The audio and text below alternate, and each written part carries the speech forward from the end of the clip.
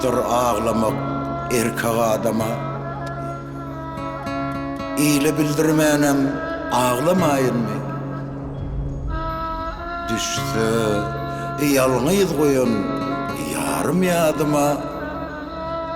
Ağlak görmek üçünem ağlamayın mı?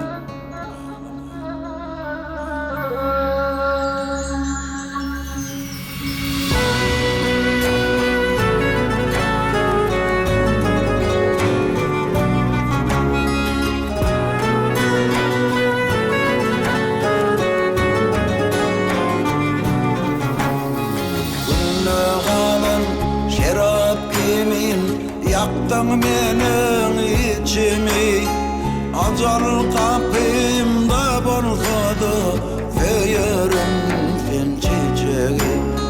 Acal kapımda bolsadı feyerim sen çiçeği.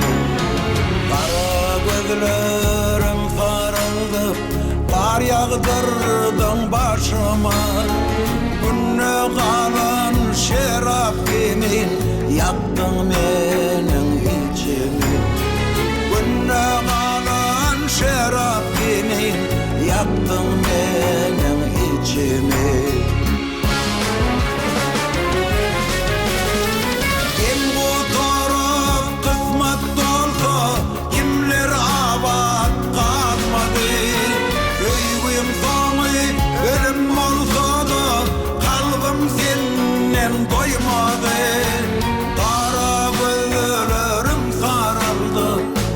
Yağdırdın başıma. Günne kalan şerap kimin, yaktın benim içimi.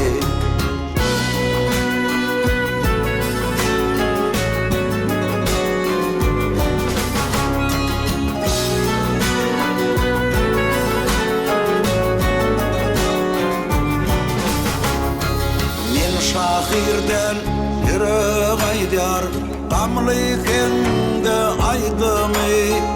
Seni Allah'ım alıp gidip meni yerde koydu mu? Seni Allah'ım alıp gidip meni yerde koydu mu? Paramcayım cennet bolup bekiş duvi tepelsin. Allah'ım senin derdentlerine uzak ömür geçirsin. Allah'ım senin derdentlerine uzak ömür geçirsin.